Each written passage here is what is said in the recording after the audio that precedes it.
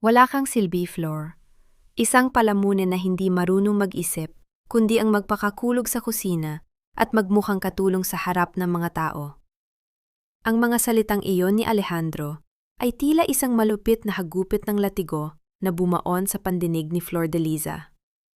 Walang pag-aalinlangan, walang bahid ng pagmamahal, malamig at matulis gaya ng yelo. Sa sandaling iyon, ang kamay ni Flor ay nanginginig habang hawak ang isang mabigat na tray ng pagkain. Ang kanyang mga palad ay namumula, may mga paltos pa mula sa ilang oras na pagharap sa naglalagablab na apoy ng kalan sa gitna ng 39 na antas ng init ng Maynila. Inihanda niya ang higit sa 200 serving ng kanyang espesyal na luto para sa anibersaryo ng VTech Solutions, ang kumpanyang itinayo ng kanyang asawa. Sinunod niya ang utos ng kanyang biyena na si Doña Consolacion na siya na ang magluto para makatipid ang pamilya. Ginawa niya yon ng may ngiti sa mga labi. Iniisip na sa bawat butil ng pawis na pumapatak mula sa kanyang no, ay nakatutulong siya sa pangarap ng lalaking pinakamamahal niya. Ngunit ang pangarap na iyon ay gumuho sa isang kisap mata. Dahan-dahang itinaas ni Flor ang kanyang paningin. Doon, sa loob ng malamig at marangyang VIP room na amoy mamahaling pabango, nakita niya si Alejandro. Hindi ito nag-iisa. Sa kanyang kandungan ay nakaupo si Miranda, ang babaeng palaging ipinakikilala ni Alejandro na kanyang pinakamahusay na marketing director. Ang mga kamay ng kanyang asawa ay mapang-angking nakapulupot sa baywang ni Miranda, habang ang huli ay nakanghiting nakatingin kay Flor. Isang ngiting puno ng pangungutya at tagumpay. Alejandro, ano ito? Halos hindi lumabas ang boses ni Flor. Ang kanyang lalamunan ay tuyong-tuyo, tila may mga tinik na nakaharang sa bawat salitang nais niyang bitawan. Hindi man lang natinag si Alejandro. Sa halip, kinuha niya ang isang makapal na folder sa ibabaw ng lamesa at marahas itong inihagis sa paanan ni Flor. Nagkalat ang mga papel sa sahig at doon, sa pinakaibabaw, ay nakasulat sa malalaking titik ang mga salitang Petition for Divorce and Separation of Properties. Pirmahan mo yan, deklara ni Alejandro, habang hinahaplos ang buhok ni Miranda. Tapos na ang pagpapanggap natin, Flor. Hindi ko na kailangan ng asawang amoy, bawang at uling. Nakakahiya ka sa harap ng mga investor ko. Tignan mo nga ang sarili mo. Mukha kang basahan na napadpad sa palasyo ko. Ang sakit ay hindi lamang nanahan sa kanyang puso. Naramdaman ni Flor ang unti-unting pamamanhid ng kanyang mga binti. Ang tray na hawak niya ay unti-unting niwalay sa kanyang mga daliri. Ngunit bago pa ito lumagpak sa sahig, ay mabilis na tumayo si Alejandro. Kinuha nito ang kanyang wallet at inilabas ang tanging credit card na ibinigay nito sa kanya para sa mga gastusin sa bahay at gamot ng kanilang anak. Sa harap ng ilang empleyadong nakasilip sa bahaging nakabukas na pinto, kinuha ni Alejandro ang isang gunting at walang awang ginupit ang card sa gitna. Ang bawat tunog ng pagputol ng plastik ay tila pagpunit din sa dangal ni Flor. Mula ngayon, wala ka nang makukuha kahit isang duling mula sa akin. Ang perang pinaghirapan ko ay para sa mga taong may pakinabang, hindi para sa mga palamuning gaya mo. Muling asik ni Alejandro. Tumawa ng mahinhin si Miranda, isang tunog na tila kaskas ng kuko sa pisara. Kawawa ka naman, Flor. Masyado ka kasing naniwala na sapat na ang pagiging martir sa kusina. Sa mundong ito, kailangan ng utak at ganda, mga bagay na wala ka. Nais sumigaw ni Flor.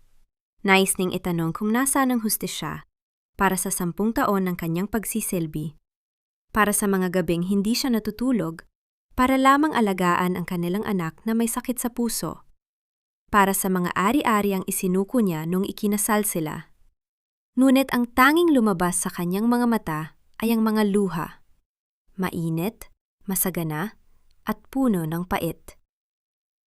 Tumalikod si Alejandro at muling ibinaling ang atensyon kay Miranda. Tila ba si Flor ay isang langaw na pinalayas lamang sa silid? Ang lamig ng aircon sa silid ay tila pumasok sa kanyang mga buto. Ngunit ang mas masakit ay ang katotohanang ang taong pinag-alayan niya ng buhay ay siya ring taong kumuha ng lahat-lahat sa kanya sa loob, lamang ng isang saglit. Nakatayo si Flor sa gitna ng silid, mag-isa, vanguarded by the judging whispers of the people outside. Isang tanong ang paulit-ulit na umaalingaw-ngaw sa kanyang isipan, tila isang malungkot na awit na walang katapusan. Hanggang kailan mo titiisin ang ganitong klaseng pag-ibig, Flordeliza? Hanggang sa tuluyan ka na bang maubos? Ang katahimikan ng silid ay muling nabasag nang tumunog ang kanyang cellphone sa bulsa ng kanyang apron. Isang mensahe mula sa nurse ni Gabby, ang kanyang anak.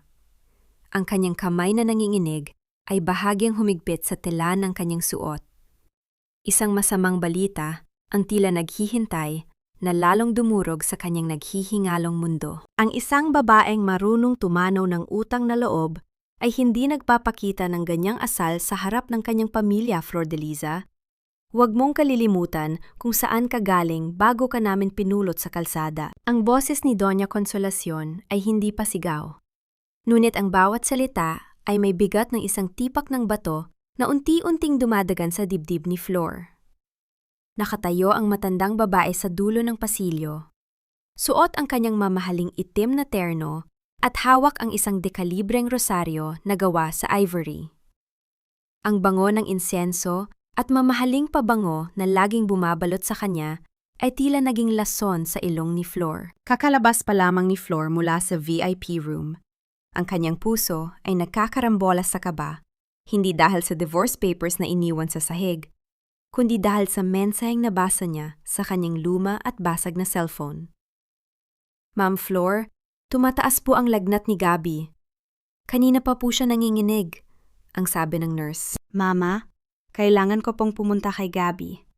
Pagsusumamo ni Flor, ang kanyang boses ay nanginginig at puno ng pait. Akmang lalampasan niya ang kanyang biyenan. Ngunit mabilis na humarang ang matanda, ang kanyang mga mata ay naniningkit sa galit. Gabby, palagi mo na lang ginagamit ang batang yan para takasan ang iyong mga tungkulin. Asik ni Doña Consolacion. Tingnan mo ang ginawa mo sa loob. Pinahiya mo si Alejandro sa harap ng kanyang mga kasosyo. Alam mo ba kung gaano kalaki ang utang na loob mo sa pamilyang ito? Noong nagpakamatay ang ama mo dahil sa kahihiyan ng pagkabangkarote, sino ang tumanggap sa'yo? Sino ang nagpakain at nagdamit sa'yo? Kami, Flordeliza, ang mga Valderrama. Napaatras si Flor. Ang kanyang likod ay sumandal sa malamig na pader ng hotel. Ang bawat salita ng matanda ay tila isang sumpa na nagpapaalala sa kanya na siya ay isang bilanggo ng nakaraan. Nakikita niya sa kanyang isipan ang kanyang ama, ang luhang pumatak sa mga mata nito bago ito nawala. At ang takot na naramdaman niya noong siya ay 18 taong gulang pa lamang. Tama ang matanda, kinuha siya ng mga Valderrama. Ngunit sa loob ng 10 taon, ang pagkupkop na iyon ay naging isang mahabang gabi ng pang-aalipin. Isang mabuting asawang Katoliko ang hinihingi ko sa iyo. Hindi isang babaeng nag-iiskandalo. Pagpapatuloy ni Doña Consolacion habang dahan-dahang hinahaplos ang mga butil ng kanyang rosaryo. Ang lalaki ay natural na nagkakamali. Si Alejandro ay nasa rurok ng kanyang tagumpay at normal lamang na may mga tuksong dumarating. Ang tungkulin mo ay intindihin siya, ipagdasal siya, at manatili sa kanyang tabi para sa pangalan ng ating pamilya. Yan ang turo ng ating relihiyon. Pero mama, may babae siya sa loob, bulong ni Flor. Ang kanyang mga luha ay muling pumatak. Binabasa ang kanyang apron na puno ng mansa ng pagkain. Nasa kandungan niya si Miranda at tinanggalan niya ako ng kakayahang bumili ng gamot para sa anak ko. Isang malamig na tawa ang pinakawalan ng matanda. Miranda is a business asset. Ikaw? Ikaw ay palamuti lamang na naging pabigat pa. Kung gusto mong ibalik ni Alejandro ang iyong mga card, matuto kang lumuhod. Matuto kang humingi ng tawad sa kanya sa iyong kawalan ng kwenta. Tila tumigil ang mundo ni Flor. Ang imahe ng kanyang anak na si Gabby, na nahihirapang huminga, ay nag-aapoy sa kanyang isipan, kasabay ng utos ng kanyang biyenan na lumuhod sa lalaking katatapos lang siyang durugin. Ang utang na loob na palaging isinusumbat sa kanya ay tila isang makapal na tanikala na nakapulupot sa kanyang leeg, hinihigpitan ang bawat hininga niya. Ngayon, Flordeliza, utos ni Doña Consolacion. Ang kanyang daliri ay nakaturo sa pintuan ng VIP room. Bumalik ka sa loob. Humingi ka ng tawad sa asawa mo at sa kanyang panauhin. Ipakita mo na marunong kang tumanaw ng utang na loob. Kung ayaw mang pati ang pambayad sa ospital ng batang yan, ay ipatigil ko. Nanginginig ang buong katawan ni Flor. Sa isang panig ay ang kanyang dangal bilang babae at sa kabilang panig ay ang buhay ng kanyang anak. Ang katahimikan sa pasilyo ay tila mabigat na kumot na bumabalot sa kanya. Tanging ang tunog ng sarili niyang mabilis na paghinga ang naririnig niya. Dahan-dahang itinaas ni Flor ang kanyang nanginginig na kamay para abutin ang kamay ng matanda upang magmano, isang huling pagpapakita ng respeto sa gitna ng pag-aapi. Ngunit sa loob ng kanyang puso, may isang bagay na unti-unting nababasag. Hindi dahil sa hina, kundi dahil sa matinding puot na nagsisimulang mag-alab. Gagawin niyo po ba talaga yon, Mama? Tanong ni Flor sa isang pabulong na boses. Hahayaan niyo pong mamatay ang sarili ninyong apo para lang sa inyong pride? Hindi sumagot ang matanda. Sa halip, ay tinitigan niya lang si Flor nang may kasuklam-suklam na ngiti.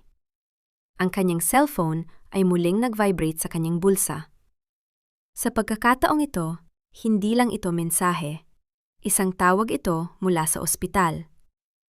Ang emergency ringer na nakalaan lamang para sa pinakamalalang sitwasyon ni Gabby. Ang bawat hakbang sa loob ng sariling pamamahay ay tila paglakad sa ibabaw ng mga bubog para kay Flordeliza. Ang mansyong dati ay itinuturing niyang santuwaryo ay naging isang malamig na hawla kung saan ang bawat sulok ay may matang nagmamasid at nanghuhusga. 2 araw na ang nakalipas mula nang mangyari ang eskandalo sa hotel at si Flor ay nanatili. Hindi dahil sa gusto niya, kundi dahil wala siyang mapupuntahan. Ang bawat sentimo na kailangan para sa maintenance ni Gabby ay nasa ilalim ng kontrol ni Alejandro. Nanatili siyang tahimik. Ang kanyang mga mata ay palaging nakayuko. Sinusubukang maging isang anino sa loob ng sariling tahanan. Ngunit ang katahimikan ay muling binalot ng tensyon nang bumukas ang malahing pintuan ng mansyon. Pumasok si Alejandro at sa kanyang tabi, na tila isang reynang umaangkin sa trono, ay si Miranda. Suot nito ang isang pulang damit na labis na matingkad laban sa puting dingding ng sala at ang kanyang braso ay nakakawit sa bisig ng asawa ni Flor. "Flor, ihanda mo ang hapunan!" Utos ni Alejandro nang hindi man lamang tumitingin sa asawa. Ang kanyang tinig ay tila isang Panginoon na nag-uutos sa isang alipin. Dito muna mananatili si Miranda. Marami kaming kailangang tapusin ng mga papeles para sa kumpanya at ayaw kong naaantala kami. Tila may humaplos na malamig na hangin sa batok ni Flor. Dito? Alejandro, bahay natin ito. May anak tayo sa itaas na may sakit. Exactly, sabat ni Miranda. Ang kanyang boses ay puno ng peking tamis na tila lason. Kaya nga kailangan ni Alejandro ng maayos na working environment. Don't worry, Flor. I'm just here as a consultant. At saka, kailangan mo rin yata ng tulong sa pag-aayos ng bahay mo. Medyo amoy. Luma na ang paligid. Walang nagawa si Flor, kundi ang tumungo patungo sa kusina. Ang kanyang mga kamay, na mayroon pang amoy ng antiseptic mula sa pagdalaw niya sa ospital kanina, ay nanginginig habang hinahawakan ang mga kasangkapan sa pagluluto. Inihanda niya ang paboritong sinigang na hipon ni Alejandro. Iniisip na baka sa pamamagitan ng pagkaing ito ay maalala ng kanyang asawa ang mga panahong sila pa lamang ang magkasama, noong ang tanging pangarap nila ay ang magkaroon ng payapang buhay. Nang ihinya ang pagkain sa hapag, naroon ang dalawa. Magkadikit ang mga balikat habang tumitingin sa isang laptop. Dahan-dahang inilapag ni Flor ang mangkok ng mainit na sabaw sa gitna ng lamesa. Kumuha si Miranda ng isang kutsara ng sabaw, dinala ito sa kanyang labi At pagkatapos ay biglang nangiwi ang kanyang mukha. Oh my God, Alejandro. Ano ba ito? Sobrang asim at parang pang karinderya lang ang lasa, reklamo ni Miranda. Hindi siya tumigil doon. Kinuha niya ang mangkok at, sa harap ng nanalaking mga mata ni Flor, ay tumayo siya at lumakad patungo sa basurahan sa gilid ng kusina. Ibinuhos ni Miranda ang lahat ng pagkain sa loob ng basurahan. Ang tunog ng sabaw na tumatama sa plastik at ang mga hipon na lumalagpak sa gitna ng mga tira-tirang dumi ay tila tunog ng pagkawasak ng huling bahid ng respeto ni Flor sa kanyang sarili.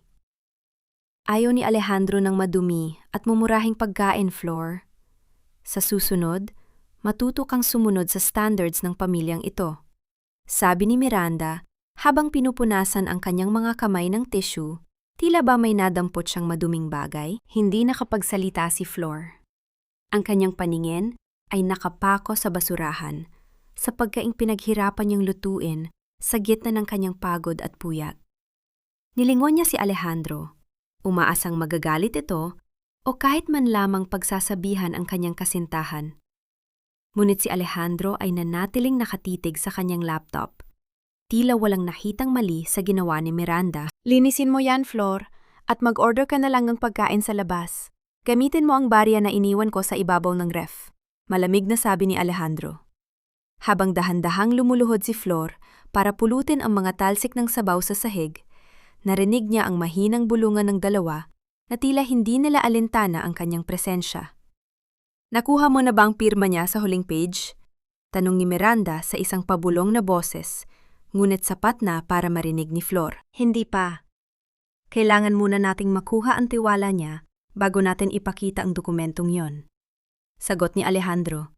Ang kanyang boses ay puno ng pakikipagsabwatan. Kapag napirmahan niya na ang special power of attorney na ito, hindi na niya mababawi ang mga shares na naiwan ng tatay niya. Magiging sa atin na ang lahat, Miranda. At sa oras na yon, pwede na nating itapon ang basurang ito sa labas ng mansyong ito. Huminto ang kamay ni Flor sa pagpupunas ng sahig.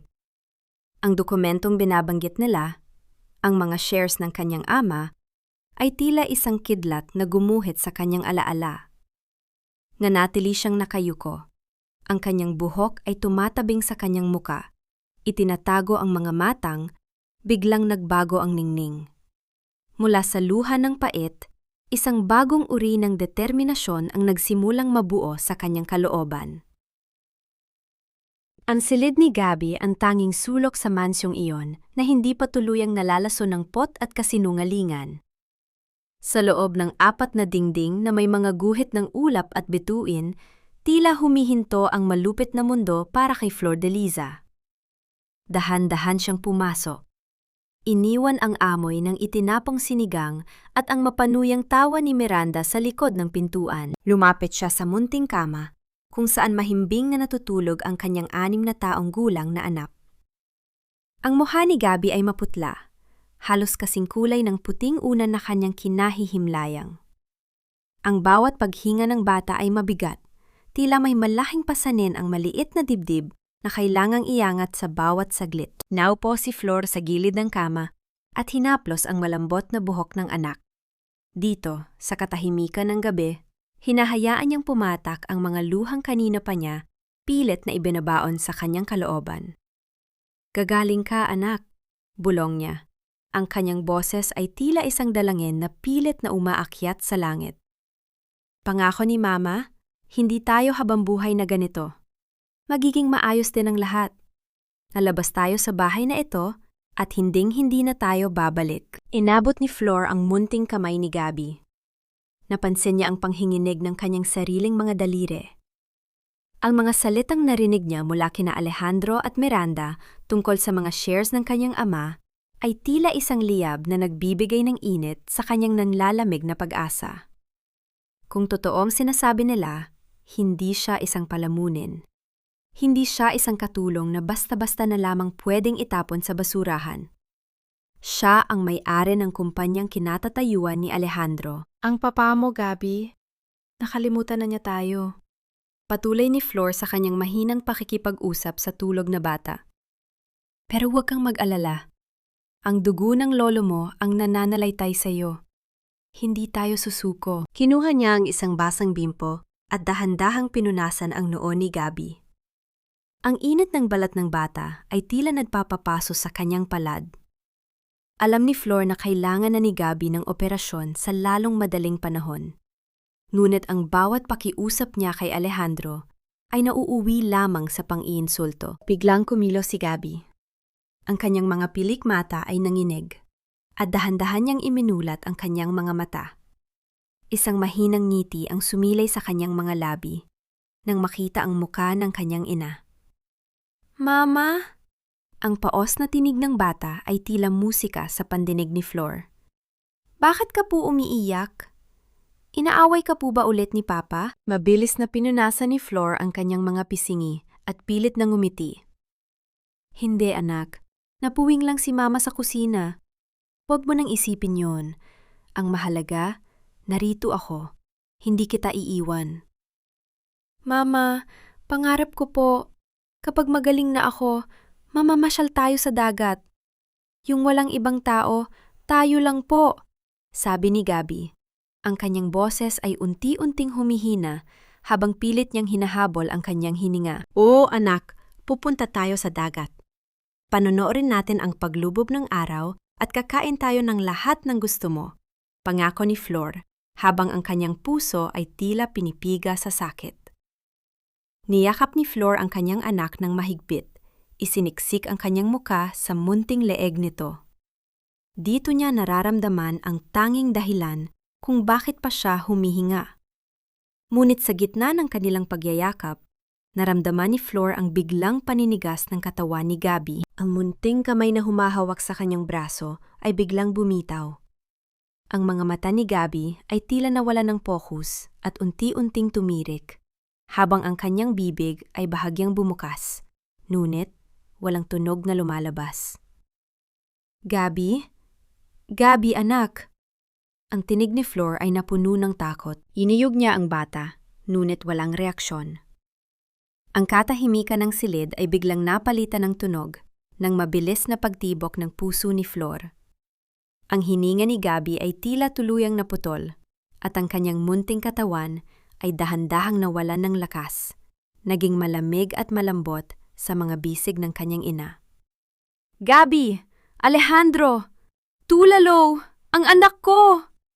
Ang sigaw ni Flor ay umalingaw sa buong mansyon, isang hiyaw ng desperasyon na tila humihiwa sa katahimikan ng gabi. Ang bawat baitang ng hagdan ay tila naging isang matarik na bangin habang karga-karga ni Flor de Liza ang nanghihinang katawan ni Gabi. Ang munting bata ay tila isang manikang yari sa basahan, mabigat, walang buhay, at ang tanging maririnig sa kanya ay ang mababaw at humihingal na paghinga na tila isang kandilang malapit nang mamatay sa gitna ng malakas na hangin. Alejandro! Tulungan mo kami! Si Gabi hindi siya humihinga! Ang hiyaw ni Flor ay bumasag sa katahimikan ng malawak na sala sa ibaba. Sa gitna ng marangyang liwanag ng mga chandelier, nakaupo si Alejandro at Miranda sa mahabang sofa. May hawak silang mga baso ng mamahaling alak at ang kanilang tawanan ay biglang naputol nang makita ang hitsura ni Flor. Gusot ang buhok, basa ang pisingi ng luha, at yakap-yakap ang anak na tila isang inang nawawala sa sariling kaisipan. Ano ba, Flor? Bakit ka sumisigaw? May mga kapitbahay tayong pwedeng makarinig sa'yo. Malamig na sabi ni Alejandro habang dahan-dahang ibinababa ang kanyang baso. Walang bahid ng pag-aalala sa kanyang mukha, kundi pagkairita lamang. Ang anak mo, Alejandro, kailangan nating dalhin si Gabi sa ospital, na yun na. Pagsusumamo ni Flor habang dahan-dahang lumuluhod sa harap ng asawa, ang kanyang mga tuhod ay humahalik sa malamig na marmol ng sahig. Tumingin si Miranda kay Alejandro. Pagkatapos ay muling bumaling kay Flor nang may mapanuyang ngiti. Flor, darling, baka naman masyado mo lang pinapalaki ang sitwasyon. Baka pagod lang ang bata. Bakit hindi mo muna siya bigyan ng tubig at patulugin? Hindi siya gising, Miranda. Hindi niyo ba nakikita? Hiyaw ni Flor, Ang kanyang boses ay tila isang sugatang hayop. Alejandro, parang awa mo na. Ang susi ng kotse o kahit pambayad lang sa taxi. Wala akong pera. Kinuha mo ang lahat. Dahan-dahang tumayo si Alejandro. Inayos ang kanyang mamahaling polo at lumapit kay Flor. Ngunit hindi niya kinuha ang bata. Sa halip, tinitigan niya lang ito ng may distansya. Tila ba diring-diri siyang madikita ng pawis at dumi? Palagi mo nalang ginagamit ang sakit ng batang yan para kuhanin ang atensyon ko, Flor. Pagod ako mula sa opisina. Kung gusto mong dalhin yan sa ospital, ikaw ang gumawa ng paraan. Huwag mo akong idadamay sa drama mo, sabi ni Alejandro bago tumalikod at muling naupo sa tabi ni Miranda. Ang mundo ni Flor ay tila huminto sa pag-ikot. Ang taong kaharap niya ay hindi na ang lalaking pinangakuan niyang mamahalin habang buhay. Ang nasa harap niya ay isang halimaw na walang puso. Sa gitna ng desperasyon, binuhat muli ni Flor ang anak at tumakbo palabas ng mansyon. Sa labas, ang dilim ng gabi ay sinalubong ng malakas na buhos ng ulan. Wala siyang dalang payong, wala siyang dalang kahit ano, kundi ang kanyang anak at ang kanyang naghihingalong pag-asa. Tumakbo siya patungo sa main road. Ang kanyang mga paa ay sumasadsad sa basang kalsada, hanggang sa makapara siya ng isang lumang taxi. Pagdating sa emergency room ng St. Jude Medical Center, ang amoy ng gamot at ang tunog ng mga mabilis na hakbang ng mga nurse ang sumalubong sa kanya. "Nurse! Tulong! Ang anak ko!" Pagsusumamo ni Flor habang inilalapag si Gabby sa isang stretcher. Mabilis na kumilos ang mga medical staff. Ngunit habang sinusuri ang bata, isang staff mula sa billing department ang lumapit kay Flor. "Ma'am, kailangan po nating iswipe ang inyong health card o mag-deposit para sa admission. Critical po ang lagay ng bata. Kailangang maipasok sa ICU," sabi ng babae. Ang boses ay profesional, ngunit walang emosyon. Inilabas ni Flor ang tanging card na natitira sa kanya. Ang card na akala niya ay gagana pa. Ngunit pagkatapos ng ilang pagtatangka, umiling ang staff. "Ma'am, blocked po ang account na ito. Sabi po dito, cancelled by the primary holder." Naramdaman ni Flor ang unti-unting pagkawala ng lakas ng kanyang mga tuhod. Dinukot niya ang kanyang cellphone at nanginginig na tinawagan si Alejandro. 1 beses, 2 beses, 10 beses. Sa pang-11 pagkakataon, may sumagot. "Hello?" Ang boses ni Miranda ay puno ng halahak sa background. "Sabi ko naman sa iyo, Flor, huwag kang istorbo. Busy si Alejandro sa akin ngayon. Huwag kang tumawag ng tumawag, nakakairita ang ingay ng phone mo." "Miranda, parang awa mo na. Iabot mo ang phone kay Alejandro. Mamamatay si Gabby. Kailangan ko ng pambayad sa ICU." Pagmamakaawa ni Flor. Ang kanyang mga luha ay humahalo sa basang damit mula sa ulan. "Hindi ka ba nakakaintindi, Flor? Sabi ni Alejandro, choice mo yan. Bahala ka sa buhay mo," sagot ni Miranda. At pagkatapos ay isang mahaba at matinis na tunog ng pagkaputol ng linya ang narinig ni Flor. Nabitawan ni Flor ang kanyang cellphone. Ang munting gadget ay bumagsak sa sahig. Lalong nabasag ang screen nito. Nakatayo siya sa gitna ng nagmamadaling mga tao sa ospital, basang-basa, mag-isa, at walang kahit isang duling sa bulsa. Dahan-dahan siyang napaluhod sa malamig na sahig ng ospital. Ang kanyang mga kamay ay nakatakhip sa kanyang muka, habang ang kanyang mga balikat ay nayayanig sa matinding hagulhol. Sa sandaling ayon, ang pintuan ng impyerno ay tila tuluyan ng bumukas para sa kanya. At wala siyang makitang anino ng kaligtasan. "Diyos ko, maawa po kayo. Huwag ang anak ko. Kunin niyo na ang lahat sa akin. Huwag lang ang buhay ni Gabby." Ang gulong na yon ni Flor de Liza ay halos hindi na marinig sa gitna ng malakas na buhos ng ulan sa labas na humahampas sa mga bintana ng ospital. Nakaluhod siya sa malamig na sahig. Ang kanyang mga palad ay nakadiin sa kanyang dibdib na tila sinusubukang pigilan ang pagkabitak ng kanyang puso. Ang amoy ng floor wax at matapang na chemical ng ospital ay humahalo sa amoy ng basang lupa mula sa kanyang suot.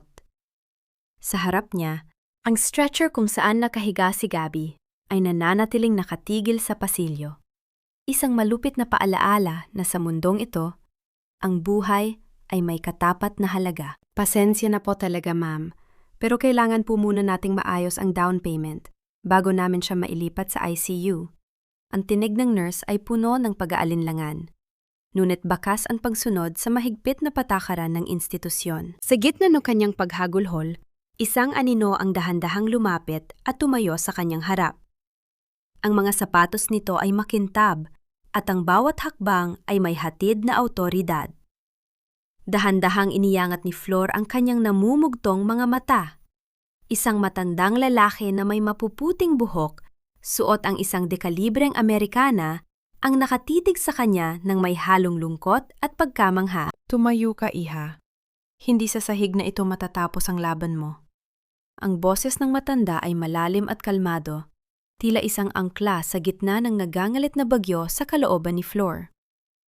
Bumaling ang matanda sa staff ng billing department na kanina pa hinihingan si Flor ng pera. Inilabas niya ang isang itim na card mula sa kanyang pitaka at inilapag ito sa ibabaw ng counter nang walang anumang pag-aalinlangan. Ipasok niyo ang bata sa pinakamagandang ICU room na meron kayo. Gawin niyo ang lahat para iligtas siya. Ako ang bahala sa lahat ng gastusin, utos ng matanda. Ang kanyang tinig ay hindi pasigaw, ngunit sapat na para mapakilos ang lahat ng medical staff sa paligid. Tila isang pelikula na mabilis na umandar ang paligid ni Flor. Nakita niya kung paano mabilis na itinulak ang stretcher ni Gabby patungo sa ICU. Ang mga nurse at doktor ay nagsimulang magtakbuhan upang asikasuhin ang kanyang anak. Sa loob ng ilang sandali, ang katahimikang kinatatakutan niya ay napalitan ng tunog ng mga makina at mabilis na pagkilos na nagbibigay ng pag-asa. Naiwang nakatayo si Flor, nanginginig pa rin ang mga balikat. Nilapitan siya ng matanda at iniabot ang isang malinis na panyo. Maraming salamat po. Hindi ko po alam kung paano kayo pasasalamatan. Hikbi ni Flor habang tinatanggap ang panyo. Sino po kayo? Bakit niyo po ito ginagawa para sa isang taong hindi niyo naman kilala? Isang mapait na ngiti ang sumilay sa mga labi ng matanda. Inayos niya ang kanyang salamin sa mata at tinitigang mabuti ang mukha ni Flor. Ang mga mata, ang hugis ng ilong, at ang katatagan sa likod ng mga luha. Maling-mali ka, iha. Kilalang kilala kita, sabi ng matanda. Hinanap kita sa loob ng 10 mahabang taon, Flor de Liza. Ikaw ang nag-iisang anak ni Don Florencio, ang lalaking pinagkakautangan ko ng aking buhay at karera. Tila tumigil ang paghinga ni Flor. Ang pangalan ng kanyang ama ay bihira na niyang marinig mula nang mamatay ito. Lalo na't palagi itong kinakaladkad sa putik ni na Alejandro at Doña Consolacion bilang isang talunang negosyante. Ako si Attorney Jovito. Ako ang personal na abogado at matalik na kaibigan ng iyong ama. Pagpapatuloy ng matanda, ang kanyang boses ay naging seryoso at puno ng poot. Huwag kang maniwala sa mga kasinungalingang ipinakain sa'yo ng mga Valderrama. Hindi kailanman naging bangkarot ang ama mo. Ninakaw nila ang lahat mula sa kanya at mula sa iyo. Inilabas ni Attorney Jovito ang isang luma ngunit maayos na folder mula sa kanyang bag. Ipinakita niya kay Flor ang isang dokumentong may tuyong pirma ng kanyang ama. Doon, nakasulat ang katotohanang matagal nang ibinaon sa limot. Ang VTEC Solutions ay bunga ng pawis at dugo ni Don Florencio. At si Flor de Liza ang nararapat na tagapagmana ng higit sa kalahati ng kumpanya. Naramdaman ni Flor ang unti-unting pag-init ng kanyang dugo. Ang bawat pang-iinsulto ni na Alejandro at Miranda, ang bawat pagpapaluhod sa kanya ni Doña Consolacion, at ang bawat sandali ng pagtitiis niya sa kusina ay bumalik sa kanyang alaala na tila mga kidlat na nagbibigay ng liwanag sa kanyang madilim na landas. Hindi ka isang palamunin, Flor. Ikaw ang tunay na nagmamay-ari ng palasyong kinalalagyan nila. Bulong ni Attorney Jovito habang mahigpit na hinahawakan ang balikat ni Flor. Handa ka na bang bawiin ang sayo? Tumingin si Flor sa pinto ng ICU kung nasaan ang kanyang anak. Pagkatapos, tumingin siya sa mga papel na hawak ng abogado. Sa kauna-unahang pagkakataon sa loob ng 10 taon, ang mga luha sa kanyang mga mata ay hindi na nanggagaling sa sakit, kundi sa isang nag-aapoy na pagnanais na makamit ang katarungan. Ang bawat titik sa mga papel na hawak ni Flordeliza ay tila mga buhay na uling na pumapaso sa kanyang mga palad. Ang silid ng ospital na dati ay puno ng pangamba para sa buhay ni Gabby ay biglang binalot ng isang katotohanang mas masakit pa sa anumang karayom.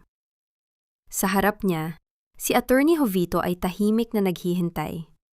Ang kanyang mga mata ay punong-puno ng pakikiramay habang pinapanood ang unti-unting pagbabago sa mukha ng babaeng itinuring niyang anak ng kanyang yumaong kaibigan. Hindi ko maintindihan, Attorney. Ang boses ni Flor ay halos pabulong. Ang kanyang mga daliri ay humahaplos sa kupas na lagda ng kanyang ama sa isang dokumentong may petsang 10 taon na ang nakalilipas.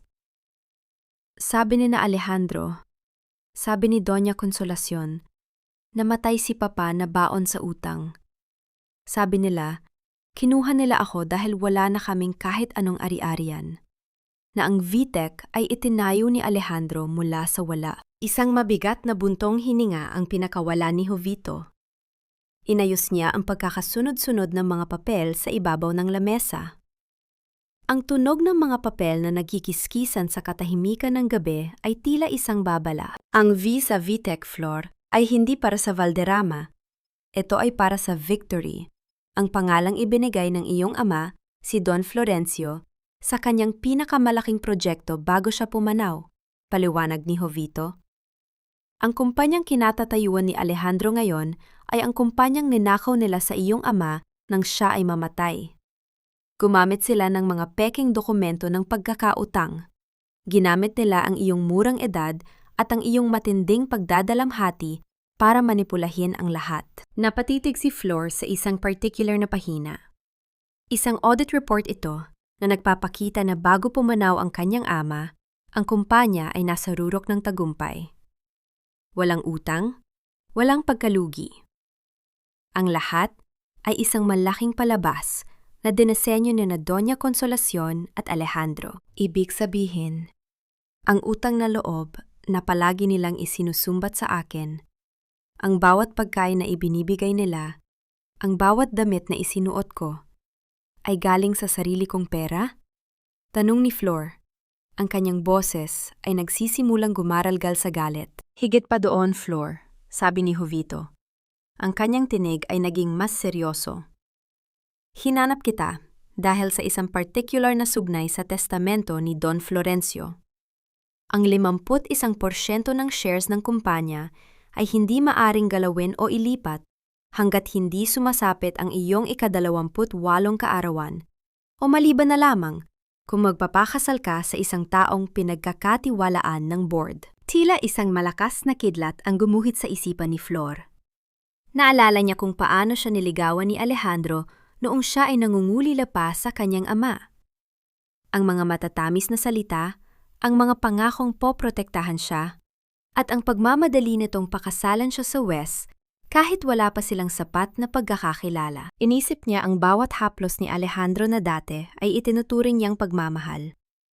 Inisip niya ang bawat sakripisyo niya sa kusina, ang pagtitiis niya sa bulyaw ng kanyang biyenan, at ang pagpayad niyang magmukhang katulton sa sarili nilang mansyon. Ang lahat ng iyon ay hindi dahil sa pag-ibig. Kaya ba pinakasalan niya ako? Tanong ni Flor. Ang kanyang mga mata ay naniningkit habang ang bawat piraso ng puzzle ay nabubuo sa kanyang isipan. Pinakasalan ka niya dahil ikaw ang tanging susi para makuha nila ang legal na kontrol sa kumpanya. Kumpirmasyon ni Jovito. Ngunit may isang problema sila. Hindi pa rin nila pwedeng ibenta o ilipat ang shares mo nang wala ang iyong huling pirma sa isang waiver of rights na dapat mong gawin pagkatapos ng 10 taon ng inyong pagsasama bilang mag-asawa. Iyon ang dokumentong pinipilit nilang papirmahan sa iyo ngayon. Napahawak si Flor sa kanyang upuan. Ang divorce papers na inihagis ni Alejandro sa kanyang paanan nung isang araw. Ang pagdadala kay Miranda sa loob ng mansyon Ang lahat ng iyon ay bahagi ng isang mas malaking plano. Gusto nilang mapirmahan niya ang dokumento sa gitna ng kanyang desperasyon at kahinaan, bago siya tuluyang itapon sa kalsada na walang kahit anong natitira. Ang bawat sakripisyo niya ay naging isang sandata na ginamit laban sa kanya. Ang pagmamahal na inakala niyang totoo ay isa lamang matalinong transaksyon para sa mga Valderrama. Nilingon ni Flor ang pinto ng ICU kung nasaan ang kanyang anak. Doon, nakita niya ang sariling refleksyon sa salamin. Isang babaeng basang-basa, pagod at tila talunan. Ngunit sa likod ng kanyang mga mata, isang apoy na hindi pa kailanman nakikita ni Alejandro ang nagsimulang mag-alab. Ginamit nila ang aking kahinaan, bulong ni Flor. Ang kanyang tinig ay malamig at matatag na tila bakal.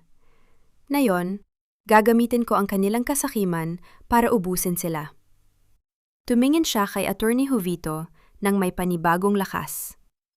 Attorney, kailan ang 10 taon na sinasabi niyo? Sa gabi ng kanilang anibersaryo, Flor. 3 linggo mula ngayon, sagot ni Jovito. Isang mapait na ngiti ang sumilay sa mga labi ni Flor. Ang gabing iyon ang itinakda ni na Alejandro at Miranda para ipagdiwang ang kanilang tagumpay. Ngunit hindi nila alam, yun din ang gabing itinakda ni Flordeliza para sa kanilang paghuhukom. Ang pinakamasakit na pagsisinungaling ay ang pagsisinungaling sa sarili. Ngunit ang pinakamahirap na pagpapanggap ay ang pagyakap sa taong pumatay sa iyong danggal. Ang kaisipang iyon ang paulit-ulit na bumubulong sa isipan ni Flordeliza habang nakatitig siya sa madilim na kalsada mula sa loob ng sasakyan ni Attorney Jovito. Ang bawat patak ng ulan sa bintana ay tila mga luhang hindi na niya mailabas.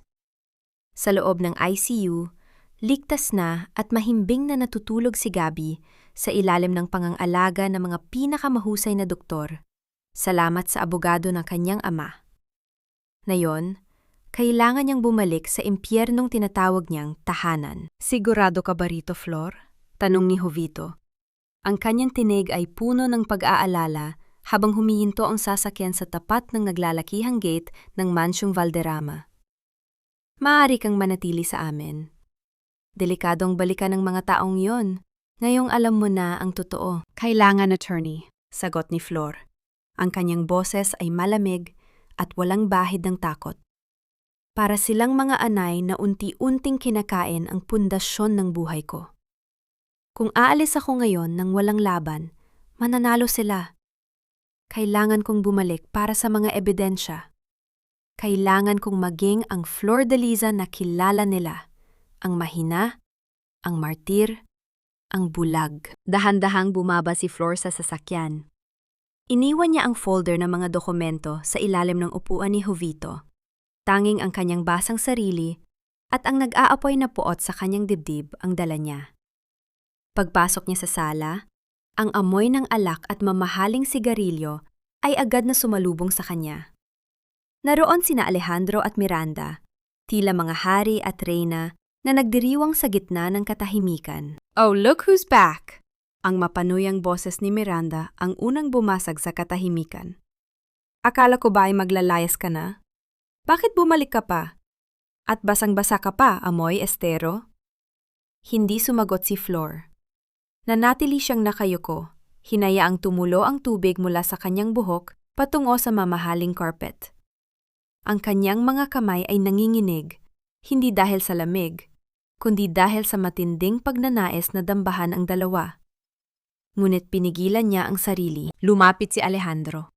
Ang kanyang mga hakbang ay mabigat at puno ng pagmamayabang. Hinawakan niya ang panga ni Flor at pilit na iniharap ang mukha nito sa kanya. Ang kanyang mga mata ay naniningkit sa galit at pagkadire. Saan ka nanggaling? At nasaan ang bata? Huwag mo sabihing iniwan mo siya sa kalsada para lang makahingi ng limos, asik ni Alejandro. Nasa ospital si Gabby. Kinuha siya ng social worker dahil wala akong pambayad. Pagsisinungaling ni Flor. Ang kanyang tinig ay mahina at basag, sapat na para maniwala ang asawa na talunan pa rin siya. Parang awa mo na, Alejandro. Huwag mo akong palayasin. Gagawin ko ang lahat. Magluluto ako, Maglilinis ako. Huwag mo lang akong iwan sa labas. Isang malakas na halahak ang pinakawala ni Alejandro bago binitawan ang mukha ni Flor nang may kasamang bahagyang tulak. Si Miranda, sabi ko sa'yo, babalik at babalik yan. Wala siyang mapupuntahan kung wala ako. Well, since narito ka na rin naman, dumiretso ka sa kusina, utos ni Miranda habang humihigop ng wine. Nagugutom kami ni Alejandro.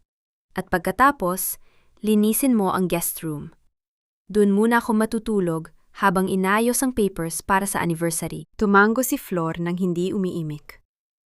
Habang naglalakad siya patungo sa kusina, sinalubong siya ni Manang Sabel, ang matandang katulong na tanging nakakaalam ng kanyang tunay na paghihirap. Nakita ni Flor ang awa sa mga mata ng matanda. Ngunit mabilis itong nag-iwas ng tingin ng makitang nakamasid si Doña Consolacion mula sa itaas ng hagdan. Sa loob ng kusina, habang hinahawakan ni Flor ang kutsilyong gagamitin niya sa paghiwa ng mga sangkap, naramdaman niya ang matalim na talim nito sa kanyang daliri. Hindi siya nasaktan. Mas masakit pa ang bawat salitang ipinukol sa kanya kanina. Sa gitna ng dilim ng kusina, habang naririnig niya ang tawanan ni Alejandro at Miranda sa kabilang silid, isang kaisipan ang tila nagbigay ng liwanag sa kanyang mukha. Hindi na siya ang Flordeliza na biktima. Ngayon, siya na ang aktres sa sarili niyang dula. Ang bawat pagkain na ihahain niya, ang bawat pagyuko na gagawin niya, ay isang hakbang patungo sa kanilang pagbagsak. Ngunit sa kalagitnaan ng gabi, nang akala ni Flor ay tulog na ang lahat, dahan-dahan siyang lumabas ng kwarto at nadungo sa opisina ni Alejandro. Kailangan niyang mahanap ang orihinal na special power of attorney na binabanggit ni Jovito. Habang dahan-dahan niyang pinipino ang bawat galaw upang hindi makagawa ng anumang tunog sa sahig, biglang bumukas ang ilaw sa pasilyo. Nanigas si Flor. Ang pintuan ng opisina ay bahagyang nakabukas at mula sa anino, nakita niya si Doña Consolacion na may hawak na kandila, tila isang huklubang bantay na naghihintay sa kanyang pagkakamali. Ano ang ginagawa mo rito sa oras na ito, Flordeliza? Ang boses ng matanda ay tila isang kaskas ng tuyong dahon sa semento. Ang tibok ng puso ni Flor ay tila isang tambol na naririnig sa buong kabahayan. Nakatago sa kanyang likuran ang isang susi na nakuha niya mula sa kwarto ni Alejandro. Kung mahuhuli siya, mawawala ang lahat ng kanyang pinaplano. Natuklasan na ba nila na alam ko na ang totoo? O naghihintay lang silang gupitin ang huling hininga ko sa bahay na ito? Gagawa lang po sana ako ng gatas para kay Gabby. Bago ko naalala na wala na pala siya sa itaas. Ang boses ni Flordeliza ay nangatal. Ang bawat salita ay tila isang piraso ng basag na kristal sa kanyang lalamunan. Nanatili siyang nakayuko. Ang kanyang mga kamay ay mahigpit na nakakuyom sa likuran ng kanyang apron, kung saan itinatago niya ang susi ng opisina. Ang malamig na titig ni Doña Consolacion ay tila isang matalim na kutsilyo na dahan-dahang humihiwa sa kanyang likuran. Dahan-dahang lumapit ang matanda. Ang kandilang hawak nito ay nagbibigay ng nakapanging ilabot na anino sa mga dingding ng pasilyo. Ang amoy ng natutunaw na mitsa at ang matapang na bango ng kanyang rosas na pabango ay nagdulot ng pagkahilo kay Flor. Nakalimutan mo na ba ang sarili mong anak, Flordeliza? Ganyan na ba katindi ang epekto ng iyong kapabayaan? Ang boses ni Doña Consolacion ay puno ng mapait na panunuya. Bumalik ka sa kwarto mo. Huwag mong hayaang makita ka ni Alejandro na paggala-gala rito na tila isang ligaw na kaluluwa. Bukas, may mahalagang araw tayo. Ang anibersaryo ng kumpanya ay malapit na. At ayaw kong may anumang sagabal sa aming mga plano. Tumango si Flor. Ang kanyang mga mata ay nakapikit ng mariin upang pigilan ang pagapaw ng kanyang pot. Dahan-dahan siyang tumalikod. Bawat hakbang ay tila isang pagtakas mula sa isang mabangis na hayop. Pagpasok niya sa kanyang maliit at madilim na kwarto, mabilis niyang isinara ang pinto at napasandal dito. Ang kanyang hininga ay mabilis at mabigat, Tila ba, kakatapos lang niyang tumakbo sa isang mahabang karera. Kinabukasan, ang mansyon ay binalot ng abalang paghahanda. Ang mga tauhan ng catering ay pabalik-balik at ang mga dekorador ay nagsimulang magkabit ng mga mamahaling palamute para sa nalalapit na gala night. Si Miranda ay naroon, nakasuot ng isang puting silk robe na tila ba siya na ang may-ari ng bahay. Inutusan niya ang mga katulong na ilabas ang lahat ng mga lumang kagamitan ni Flor, ang mga lumang litrato ng kasal nila ni Alejandro, ang mga damit na itinago ni Flor sa loob ng 10 taon. Itapon ang lahat ng basurang ito, utos ni Miranda, habang humihigop ng kanyang morning coffee. Gusto ko, bago ang anibersaryo, wala nang bakas ng kahapon sa bahay na ito. Alejandro deserves a fresh start, a clean slate. Nakatayo si Flor sa gilid ng hagdan. Pinapanood kung paano itinatambak ang kanyang mga alaala sa loob ng malalaking itim na plastic bag. Nakita niya ang kanyang wedding album na bukas sa sahig. Ang mukha niya sa litrato na puno ng inosenteng saya ay tila pinagtatawanan siya ngayon. Akmang lalapit siya para kunin ito, ngunit isang mabigat na kamay ang humawak sa kanyang braso. Si Alejandro yon. Ang kanyang mukha ay seryoso, at ang kanyang mga mata ay walang kahit anong bakas ng pagsisisi. Hayaan mo sila, Flor. Wala nang saysayang mga yan. Malamig na sabi ni Alejandro. Ang kailangan mong isipin ay ang kinabukasan mo. Pagkatapos ng gala, pipirmahan mo ang waiver of rights na inihanda ko. Kung gagawin mo yon ng walang gulo, bibigyan kita ng sapat na halaga para makapagsimula ka ng bagong buhay sa probinsya. Isama mo na ang bata kung gusto mo. Bibigyan mo ako ng pera para talikuran ang lahat ng sa akin? Bulong ni Flor. Ang kanyang boses ay tila isang malamig na hangin. Hindi sa'yo ang kumpanyang ito, Flor. Ibinigay lang ito sa'yo ng tadhana sa maling paraan at itinatama ko lang ang lahat. Sagot ni Alejandro bago binitawan ang kanyang braso ng may pagkasuklam. Ngunit sa gitna ng kanilang usapan, biglang tumunog ang mamahaling cellphone ni Alejandro. Ang kanyang mukha na dati ay puno ng pagmamayabang ay biglang namutla. Ang kanyang mga mata ay nanlaki habang nakikinig sa kabilang linya. Ano? Audit? Sinong nag-utos niyan? Ang boses ni Alejandro ay nagsimulang manginig. Hindi maaari. Lahat ng records ay maayos. Sino ang nagsabing may nawawalang pondo? Mabilis na lumapit si Miranda. Ang kanyang muka ay napuno rin ng pangamba. Ano ang mangyayari, Alejandro? May tumawag sa Securities and Exchange Commission. Bulong ni Alejandro. Ang kanyang no ay pinagpapawisan sa kabila ng lamig ng aircon. May nagpadala ng mga dokumento tungkol sa hindi maipaliwanag na paglabas ng pondo ng kumpanya nitong mga nakaraang buwan. Ang mga pondong ginamit natin para sa penthouse mo, Miranda, may nakakaalam. Nakatayo lang si Flor sa kanilang likuran. Ang kanyang mga labi ay bahagyang kumurba sa isang lihim ng ngiti na hindi nila nakikita. Ang lason na matagal nang inihanda ni Flor ay nagsisimula ng kumalat sa kanilang mga ugat. Ang anibersaryo na inaakala nilang simula ng kanilang tagumpay ay unti-unti nang nagiging isang bitag na walang takas. Sino? Sinong hayop ang naglakas loob na magsumbong sa SEC? Miranda, sinigurado mo bang malinis ang lahat ng records sa Finance Department bago mo binili ang penthouse na yan? Ang bulyaw ni Alejandro ay tila isang kulog na nagpayanig sa bawat sulok ng mansyon. Ang kanyang mukha ay mapulang-mapula. Ang mga ugat sa kanyang leeg ay tila puputok na sa galit habang pabalik-balik siya sa gitna ng sala. Sa tabi niya, si Miranda ay tila isang basang sisiw. Nanginginig ang mga kamay at hindi malaman kung saan titingin. Nawala ang kanyang pagiging reyna.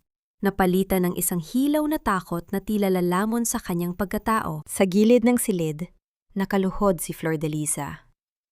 Dahan-dahan niyang pinupulot ang mga piraso ng basag na baso na inihagis ni Alejandro kanina.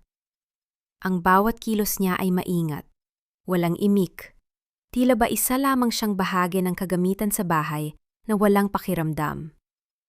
Ngunit sa bawat pagdampot niya ng bubog, nadarama niya ang matalim na pait sa kanyang kalooban. Ito ang mga taong kumuha ng lahat sa kanyang ama. Ang mga taong ngayon ay nanginginig sa takot dahil sa isang aninong hindi nila makita. Alejandro, huminahon ka. Ginawa ko naman ang lahat. Ang auditor, ang sabi niya ay kontrolado ang lahat. Ang boses ni Miranda ay nanginginig, puno ng pagsisisi na hindi dahil sa pagkakamali, kundi dahil sa pagkakahuli. Control? Paano naging kontrolado kung may nakarating na dokumento sa gobyerno? Muling asik ni Alejandro. Bigla siyang huminto at lumingon kay Flor. Ang kanyang mga mata ay naniningkit sa hinala. Ikaw, Flor, may kinalaman ka ba rito? Palagi kang nakabuntot sa amin nitong mga nakaraang araw. Dahan-dahang iniangat ni Flor ang kanyang muka. Pinanatili niyang malungkot at puno ng kawalan ng malay ang kanyang mga mata. Wala akong alam sa mga sinasabi niyo, Alejandro. Ang alam ko lang ay ang magluto at asikasuhin ang mga damit niyo. Paano ko makakapunta sa gobyerno kung wala naman akong kahit isang duling sa bulsa ko? Isang mapait na tawa ang pinakawala ni Doña Consolacion mula sa kanyang upuan. Tama siya, Alejandro. Masyado siyang mangmang para gawin ang ganoon kabigat na bagay. Ngunit hindi ibig sabihin na walang traidor sa loob ng bahay na ito. Ang mga katulong, ang mga taong palaging nakikinig sa ating mga usapan. Ang titig ng matanda ay lumipat kay Manang Sabel, na noon ay tahimik na nagpupunas ng alikabok sa dulo ng pasilyo. Nakita ni Flor ang bahagyang panginginig ng mga balikat ng matandang katulong. Alam ni Flor na si Manang Sabel ang lihim na kumuha ng kopya ng mga resibo mula sa drawer ni Miranda noong nakaraang gabi para ibigay kay Attorney Jovito. Sabel, halika rito! Utos ni Doña Consolacion. Ang kanyang boses ay tila isang tuyong sanga na nabale, matulis at mapanganib. Dahan-dahang lumapit ang matanda. Nakayuko at bakas ang takot sa muka. Po, Doña, ano po ang kailangan nyo? Nasaan ang mga folder na nasa ibabaw ng lamesa ni Alejandro kagabi? Bakit nabawasan ang mga files doon? Tanong ng matanda, habang dahan-dahang inilalapit ang kanyang muka sa katulong. Hindi ko po alam, Doña. Baka po nailigpit lang ng ibang katulong, sagot ni Sabel. Ngunit ang kanyang boses ay nagtraidor sa kanya. Ang panginginig nito ay sapat na para magdulot ng mas matinding hinala. Biglang tumayo si Alejandro at lumapit kay Sabel. Dinuro niya ang matanda. Ang kanyang daliri ay halos tumama na sa noo nito. Kung malaman ko na isa kayo sa mga naglalabas ng balita tungkol sa kumpanya, hindi lang palayas ang makukuha nyo. Sisiguraduhin kong sa kulungan ang tuloy nyo. Mga walang utang na loob. Pinapakain namin kayo ng maayos. Pagkatapos ay kakagatin nyo ang kamay na nagbibigay sa inyo. Hindi na nakapagte si Flor. Tumayo siya mula sa kanyang pagkakaluhod. Ang kanyang puso ay tila sasabog sa galit na makitang dinuduro ang tanging taong naging mabuti sa kanya. Ngunit bago pa siya makapagsalita, mabilis na sumingit si Miranda. Search their rooms! Lahat ng kwarto ng mga katulong, tignan nyo! Lalo na ang kwarto ni Flor! Sigaw ni Miranda, tila nakahanap ng paraan para ibaling ang sisi sa iba. Naramdaman ni Flor ang biglang panlalamig ng kanyang mga kamay. Sa ilalim ng kanyang higaan, meron siyang itinatagong isang maliit na recorder na ginamit niya para ma-record ang usapan ni Alejandro at Miranda tungkol sa panloloko sa shares ng kanyang ama. Kung mahanap nila yon, hindi lang ang plano niya ang masisira. Maaring manganib din ang buhay ni Gabby sa loob ng ospital. Hindi! Wala kayong makikita doon! Sigaw ni Flor, ngunit huli na. Ang mga tauhan ni Alejandro ay nagsimula ng umakyat patungo sa mga kwarto ng mga katulong. Ang bawat tunog ng nyabag ng mga sapatos sa hagdan ay pilatibok ng isang orasan na nagbibilang ng nalalabing sandali ni Flor. Nakapayo siya sa gitna ng sala, napapaligiran ng mga taong nagnanais siyang ubusin. Ang katahimikan sa loob ng mansyon ay biglang napalitan ng tunog ng mga gamit na pabalibag na ibinubukas sa itaas. Isang malupit na paghahaluog na tila humahalukay sa huling natitirang piraso ng kanyang kaligtasan. Nakalimutan ko bang itago ang recorder? O sadyang ito na ang dulo ng aking pagpapanggap? Ang bawat kalabog ng mga kagamitang pabalibag na ibinubukas at itinatapon sa sahig sa itaas ay tila mga martilyong pumupukpok sa bungo ni Flordeliza. Ang bawat yabag ng mga tauhan ni Alejandro ay tila hudyat ng nalalapit niyang kamatayan. Nakatayo si Flor sa gitna ng sala. Ang kanyang mga daliri ay mahigpit na nakabaon sa tela ng kanyang lumang apron. Nadarama niya ang malapot at malamig na pawis na dumadaloy mula sa kanyang sentido patungo sa kanyang leeg. Ang kanyang puso ay nagkakarambola sa loob ng kanyang dibdib. Tila isang ibon na pilit kumakawala sa isang masikip na hawla. Sa ilalim ng kanyang kama, sa loob ng isang butas sa kutso na tanging siya lang ang nakakaalam, naroon ang maliit na digital recorder. Ang tanging sandata na magpapatunay sa sabwatan ng pamilya Valderrama. Ano, Flor? Bakit tila nawalan ka ng kulay? Ang mapanuyang boses ni Miranda ay muling humiwa sa katahimikan. Humahakbang ito palapit sa kanya. Ang amoy ng mamahaling alak ay humahalo sa halimuyak ng kanyang pabango. Kung wala kang itinatago, bakit naninginig ang mga tuhod mo? Nag-aalala lang ako sa gulo na ginagawa niyo sa mga gamit namin. Pilit na sagot ni Flor. Bagaman ang kanyang boses ay manipis at tila malapit ng maputol. Isang matunog na sampal ang biglang lumanding sa pisngi ni Flor. Hindi mula kay Miranda, kundi mula kay Doña Consolacion. Ang matanda ay nakatayo na sa kanyang harap, ang mga mata ay nag-aapoy sa galit, at ang kanyang dibdib ay mabilis na tumataas baba. Huwag mo kaming sagot-sagutin ng ganyan, Flordeliza. Ang bahay na ito ay pag-aari namin. Ang bawat hibla ng damit na suot mo ay galing sa bulsa ng anak ko. Asik ng matanda. Sa gitna ng tensyon, isang tauhan ang bumaba mula sa hagdan. May hawak na isang maliit na bagay. Nanigas ang buong katawan ni Flor. Ito na ba ang dulo? Sir Alejandro, wala kaming nakitang recorder o kahit anong electronic device sa kwarto ni Ma'am Flor, ulat ng lalaki. Pero nakita po namin ito sa ilalim ng unan ni Manang Sabel. Itinaas ng tauhan ang isang luma at kupas na folder. Ang mga dokumento sa loob ay ang mga orihinal na resibo ng mga luho ni Miranda na binayaran gamit ang pondo ng kumpanya. Ang mga dokumentong lihim na itinago ni Manang Sabel para kay Flor.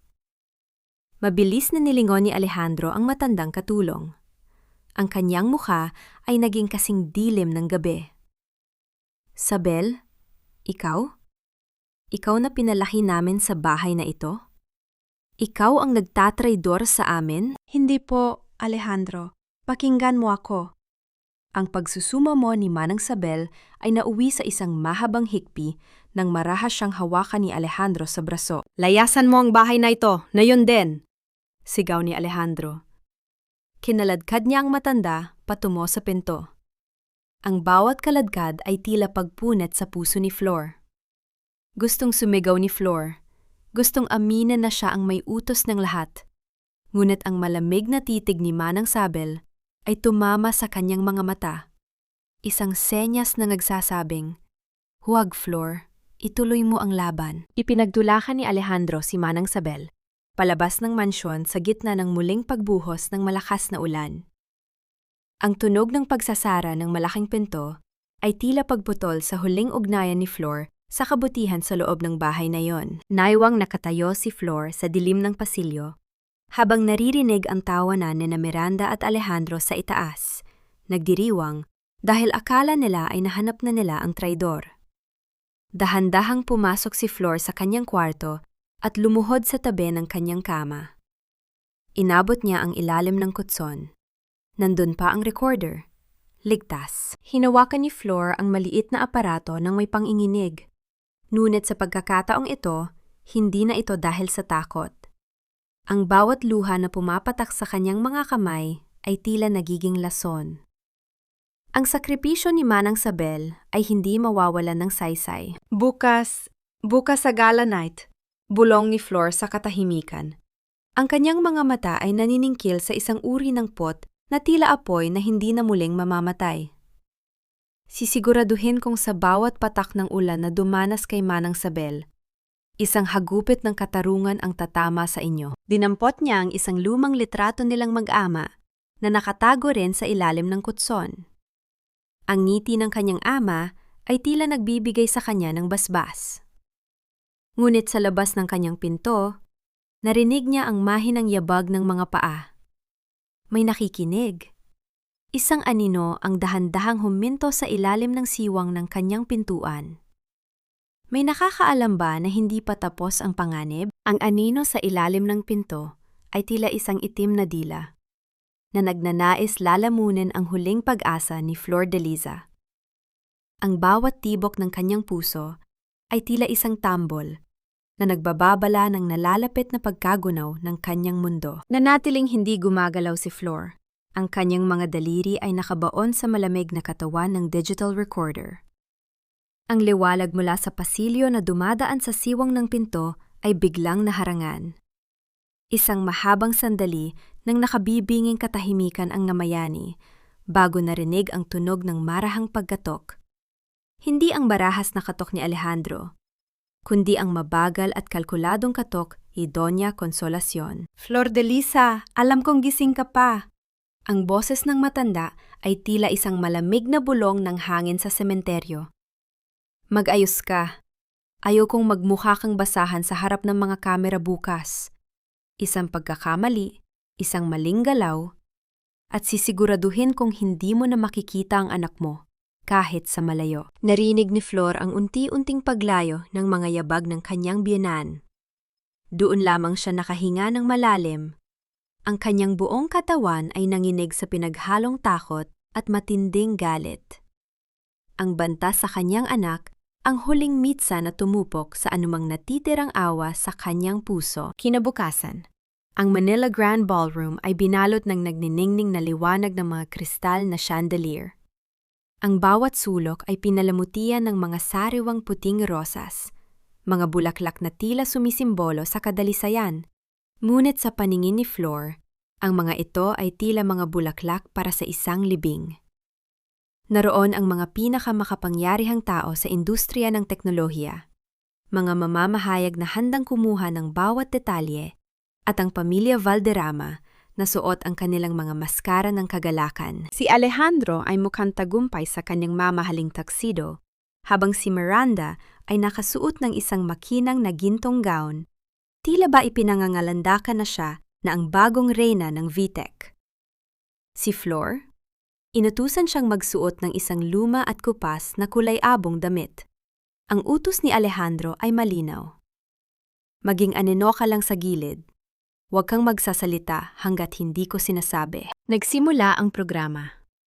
Ang tunog ng pagtama ng kutsara sa mga basong kristal para sa isang toast ay tila hudyat ng simula ng isang malupit na dula. Umakyat si Alejandro sa entablado. Ang kanyang muka ay puno ng pekeng kababaang loob. Ngayong gabi, hindi lang natin ipinagdiriwang ang ika-10 taon ng VTech. Panimula ni Alejandro, habang nakatingin ng may lihim ng ngisngis kay Miranda. Ipinagdiriwang din natin ang isang bagong simula, isang bagong direksyon para sa kumpanya, at ang pagpapakilala sa taong magiging katuwang ko sa pag-abot ng mas matatayog pang pangarap. Alam ni Flor ang kasunod nito. Ito ang sandaling inihanda ni na Alejandro para ipahiya siya ng tuluyan, ang pag-anunsyo ng kanilang paghihiwalay, at ang pagpapakilala kay Miranda bilang bagong asawa at kasosyo. Nakita ni Flor si Attorney Jovito sa malayo. Tumango ito sa kanya. Ang plano ay nakahanda na. Dahan-dahang tumayo si Flor mula sa kanyang madilim na sulok. Ang bawat hakbang niya patungo sa maliwanag na entablado ay tila paglakad ng isang reyna na matagal na itinago sa ilalim ng lupa. Hindi siya ang Flor na kanilang inaasahan. Bagaman suot ang lumang damit, ang kanyang tindig ay tuwid at ang kanyang mga mata ay naglalabas ng isang uri ng liwanag na tila nakapapaso. Sandali lang, Alejandro. Ang tinig ni Flor ay umalingaw-ngaw sa buong ballroom bumasag sa katahimikan ng mga bisita. Hindi ito ang boses ng isang biktima. Ito ang boses ng isang babaeng handang bawiin ang lahat. Napahinto si Alejandro. Ang kanyang muka ay namutla sa biglang paglitaw ng asawa sa gitna ng spotlight. "Flor, anong ginagawa mo? Bumalik ka sa upuan mo!" Bulong nito ng nanggagalaiti, ngunit hindi tumigil si Flor. Inabot niya ang mikropono mula sa podium. Ang kanyang mga mata ay direktang nakatitig sa mga lente ng mga kamera ng media. "Bago ang iyong anunsyo, meron din akong nais ipakita sa lahat," sabi ni Flor. Ang kanyang boses ay kalmado, ngunit may panginginig ng matinding emosyon. Isang katotohanan tungkol sa kung sino ba talaga ang tunay na nagmamay-ari ng kumpanyang ito at kung anong klaseng halimaw ang nagtatago sa likod ng taksido na yan. Isang malakas na bulungan ang sumabog sa loob ng ballroom. Ang mukha ni Doña Consolacion sa ibaba ay naging kasing puti ng papel, habang si Miranda ay napahawak sa braso ni Alejandro ng may matinding takot. Sa malaking screen sa likuran ni Alejandro, ang slide ng kumpanya ay biglang nagbago. Hindi na ito ang logo ng VTEC, kundi ang isang malaking litrato ng ama ni Flor at ang orihinal na titulo ng pagmamay-ari ng kumpanya. "Ang palabas ay magsisimula na, Alejandro," bulong ni Flor, sapat na para marinig ng asawa habang ang mga pulis ay dahan-dahang pumapasok sa mga pintuan ng ballroom. Ang bawat mata sa loob ng ballroom ay tila mga matatalim na karayom na nakatusok sa balat ni Alejandro. Ang katahimik ang bumalot sa bulwagan ay sapat na upang marinig ang bawat mabilis at kinakabahang paghinga ng mga taong dati ay tinitingala siya bilang isang hari. Nakatayo si Flor de Liza sa gitna ng entablado. Ang kanyang anino ay mahaba at matatag sa ilalim ng nagniningning na spotlight. Hawak niya ang mikropono ng may panginginig, hindi dahil sa takot, kundi dahil sa 10 taon ng galit na ngayon ay handa ng sumabog. Sa kanyang tabi, ang mukha ni Alejandro ay dahan-dahang nagbabago mula sa pagkagulat patungo sa isang hilaw na panlilisik ng mga mata. "Flor, ibigay mo sa akin ang mikropono na yan. Huwag mong hiyain ang sarili mo sa harap ng maraming tao," pabulong na asik ni Alejandro. Ang kanyang boses ay tila isang nagngangalit na hayop na pilit na nagtitimpi. Hindi siya pinakinggan ni Flor. Sa halip, lumingon siya sa malaking screen sa kanyang likuran. Sa isang pindot ng remote na ibinigay ni Attorney Jovito, ang mga slide ng anibersaryo ay napalitan ng mga larawan ng orihinal na dokumento ng kumpanya. Lumabas doon ang mukha ng kanyang yumaong ama, si Don Florencio, at ang pirmadong kasunduan na nagpapatunay na ang VTEC ay bunga ng pandaraya ni Alejandro at Doña Consolacion. Ang VTEC ay hindi binuo ng pamilya Valderrama. Ang tinig ni Flor ay malakas at malinaw, umaalingaw-ngaw sa bawat sulok ng ballroom. "Ito ay kumpanyang ninakaw mula sa aking ama. Ang lalaking sinabi niyo sa lahat na nagpakamatay dahil sa utang ay ang lalaking pinagnakawan niyo ng dangal at buhay." Isang malakas na hiyawan ng gulat ang sumabog mula sa mga panauhin. Ang tunog ng mga flash ng camera ay tila mga kidlat na tumatama sa mukha ni Alejandro. Hindi doon tumigil si Flor.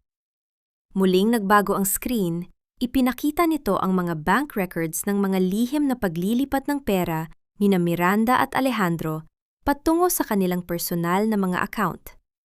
Ang perang ginamit nila para sa kanilang marangyang buhay. Habang ang anak ni Flor ay nag-aagaw buhay sa ospital. "Tinawag mo akong palamunin, Alejandro," patuloy ni Flor, habang ang kanyang mga mata ay naniningkil sa luhang puno ng pait. Pero ang palamuning ito ang tunay na may-ari ng bawat hibla ng karpet na tinatapakan niyo ngayon. At simula sa gabing ito, wala ka ng kumpanyang tatawaging sayo. Mabilis na tumakbo si Miranda patungo sa entablado.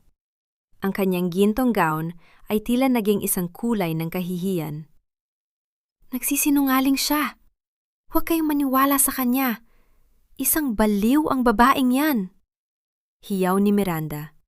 Ngunit ang kanyang boses ay napaw sa tindi ng takot. Sa gitna ng kaguluhan, Si Attorney Jovito ay lumakad patungo sa harap ng entablado, kasama ang dalawang lalaking nakauniporme ng pulis at mga opisyal mula sa gobyerno.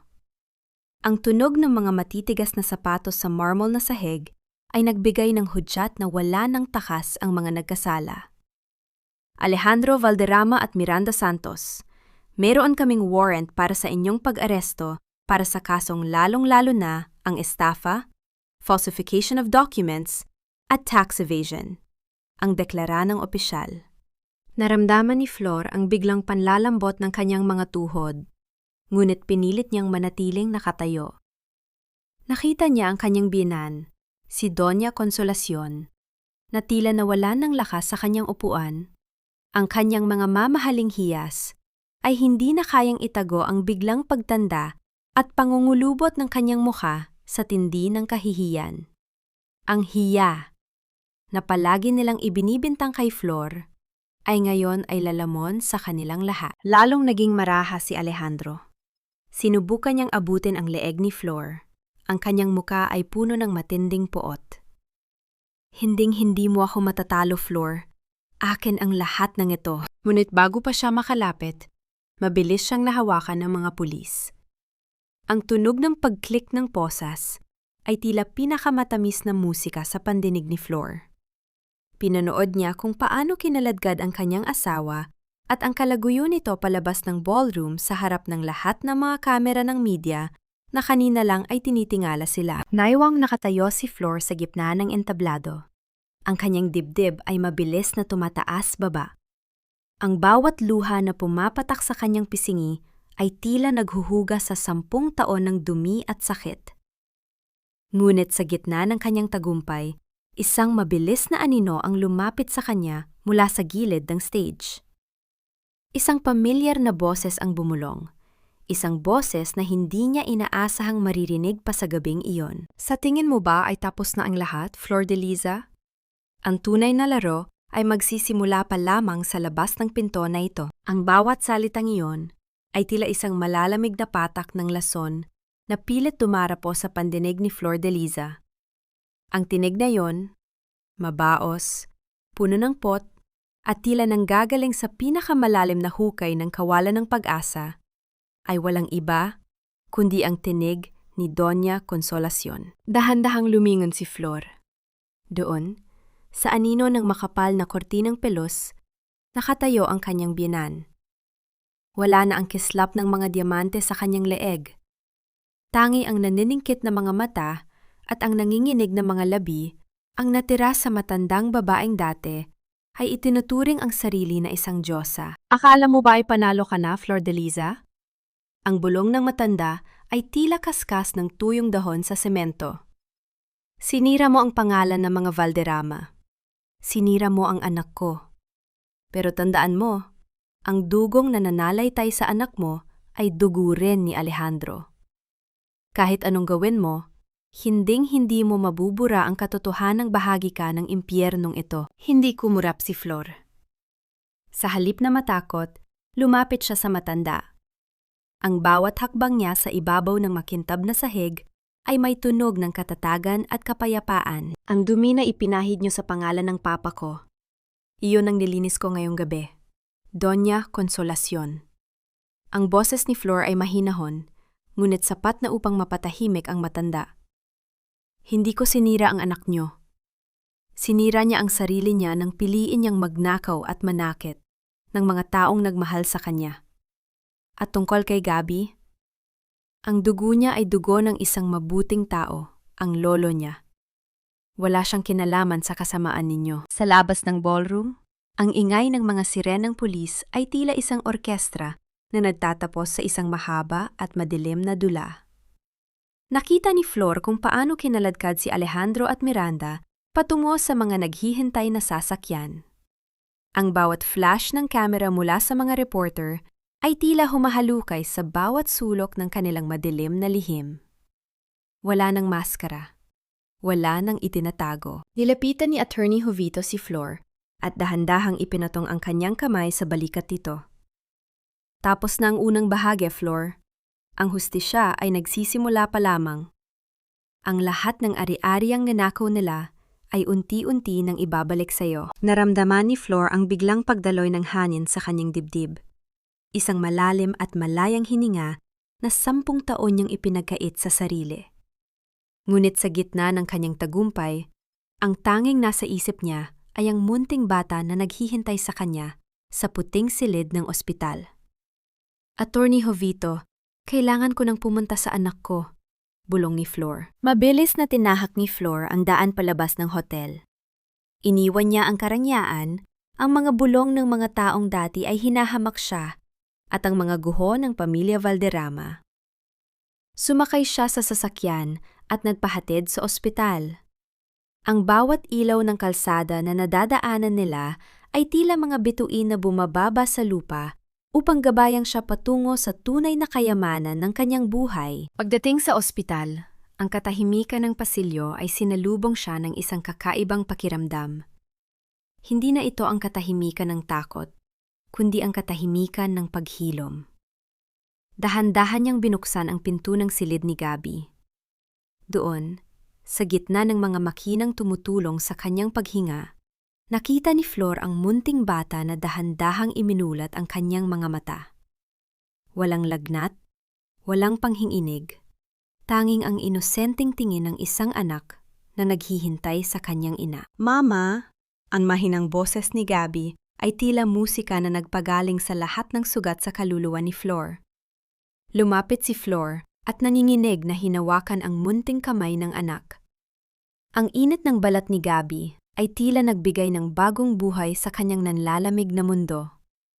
Sa sandaling iyon, alam ni Flor na kahit anong bagyo ang dumating, hinding-hindi na siya muling luluhod sa harap ng kawalang katarungan. Narito na si Mama, anak. Wala nang mananakit sa atin. Hitbi ni Flor. Ang mga luha niya ay pumapatak sa mga daliri ni Gabby. Ngunit habang yakap niya ang kanyang anak, pumasok ang isang nurse na may dalang isang sobre. Ma'am Flor, may nag-iwan po nito sa desk para sa inyo kanina. Sabi po, mahalaga raw po itong makuha nyo bago matapos ang gabi. Binuksan ni Flor ang sobre. Ang kanyang mga mata ay nanlaki nang makita ang isang lumang susi at isang maliit na papel na may sulat kamay ng kanyang ama. Isang lihim na hindi alam ni na Alejandro, isang huling regalo na itinago ng kanyang ama sa pinakamalalim na sulok ng kanilang lumang tahanan. Ang bawat titik sa lumang papel leyon ay tila mga bakas ng paa ng kanyang ama. Dahan-dahang umaakay kay Flordeliza, pabalik sa isang panahong ang lahat ay payapa at puno ng pagmamahal. Ang amoy ng lumang papel at tuyong tinta ay humahalo sa amoy ng antiseptic sa loob ng ospital. Isang pagtatagpo ng nakaraan at ng kasalukuyang puno ng pag-asa. Nanginginig ang mga daliri ni Flor habang binabasa ang huling mensahe ni Don Florencio. Anak, kung nababasa mo ito, ibig sabihin ay dumating na ang bagyong kinatatakutan ko. Huwag kang matakot. Ang susi na ito ay magdadala sa iyo sa kaisa-isang bagay na hindi nila mananakaw.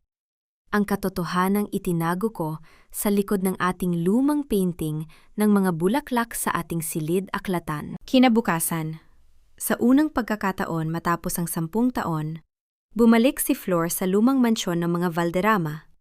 Ang bahay na dati ay sa kanyang ama. Ngunit ngayon, wala na ang ingay ng mga utos ni Doña Consolacion o ang mapanuyang tawa ni Miranda. Ang mansyon ay binalot ng katahimikan. Tila isang higanteng naghihintay sa kanyang tunay na may-ari. Sa tulong ni Attorney Jovito, tinumo ni Flor ang silid-aklatan. Nilapitan niya ang malaking painting ng mga bulaklak na Flordeliza, ang kanyang kapangalan. Gamit ang lumang susi, binuksan niya ang isang maliit na vault na nakatago sa likod ng dingding. Sa loob, nakita niya ang isang itim na box. Hindi ito naglalaman ng ginto o pera, kundi mga liham ng pag-ibig ng kanyang ama para sa kanya at isang digital drive na naglalaman ng lahat ng ebidensya ng unti-unting paglason ng mga Valderrama sa negosyo ng kanyang ama. Niyakap ni Flor ang box sa kanyang dibdib. Ang tunog ng kanyang mahinang paghikbi ay umalingaw-ngaw sa bakanting silid, isang pagpapakawala ng lahat ng bigat na dinala niya sa loob ng isang dekada. Isang buwan ang mabilis na lumipas. Ang kumpanyang VTech Solutions ay wala na. Sa itaas ng gusali, ang malaking karatula ay dahan-dahang ibinababa. Ang tunog ng mga bakal na nagkikiskisan at ang pagkalas ng mga tornilyo ay tila isang musika ng pagtatapos. Sa bawat pagbaba ng letrang V, tila isang tinik ang nabubunot sa puso ni Flor. Sa lugar nito, isang bagong pangalan ang itinayo. Florencio's Legacy. Sa loob ng opisina ng CEO, nakaupo si Flor de Liza. Hindi na siya suot ang lumang apron o ang kupas na damit ng isang katulong. Suot niya ang isang eleganteng puting suit.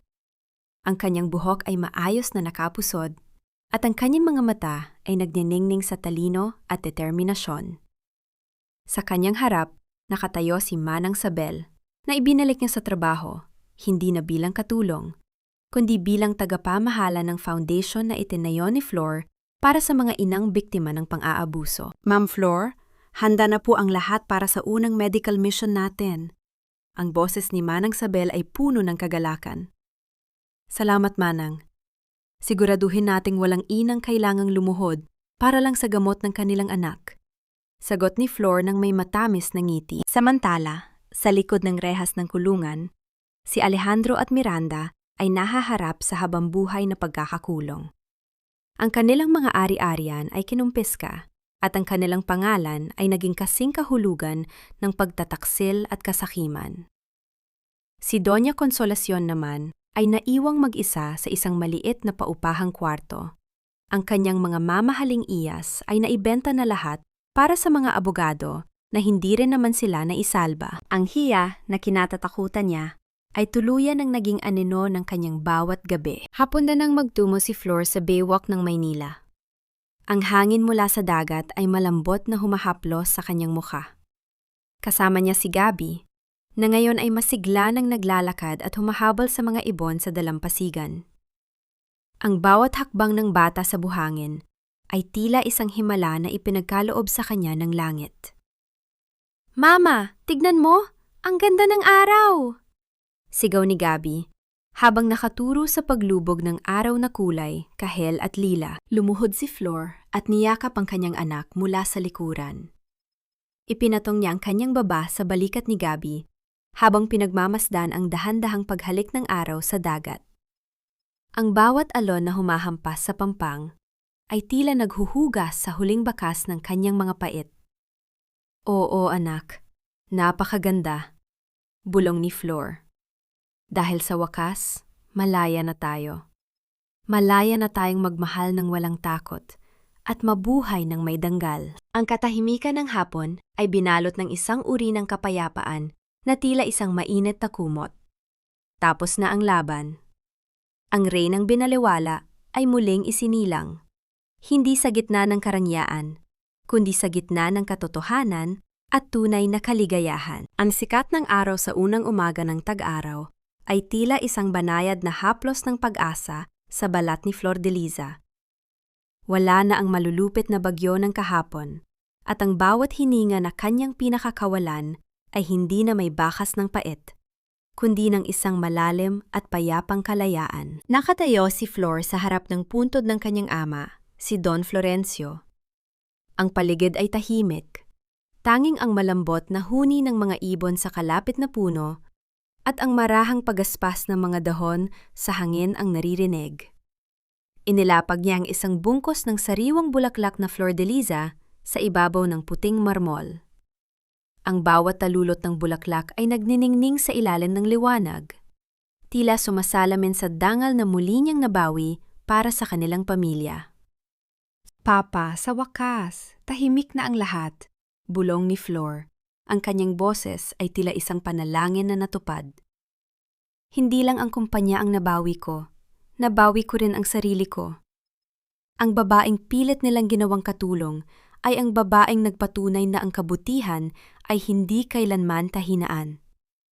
Dahan-dahang hinaplos ni Flor ang nakaukit na pangalan ng kanyang ama. Sa puntong ito, tinanong niya ang kanyang sarili. Napatawad ko na ba sila? Isang mapait, ngunit payapang ngiti ang sumilay sa kanyang mga labi. Ang pagpapatawad para sa kanya ay hindi nangangahulugang paglimot sa kanilang mga kasalanan o ang pagpapalaya sa kanila mula sa likod ng mga rehas ng kulungan. Ang pagpapatawad ni Flor ay ang pagpili na huwag nang hayaan ang pot na manirahan sa kanyang puso. Pinakawalan na niya ang lason na itinanim ni na Alejandro at Doña Consolacion. Sila ay bahagi na lamang ng isang madilim na kabanata na tapos na niyang basahin. Ang kanilang parusa ay ang mabuhay sa gitna ng kanilang sariling kawalan, habang si Flor ay nagpapatuloy sa liwanag. Sa loob ng 1 taon, ang Florencio's legacy ay naging higit pa sa isang kumpanya.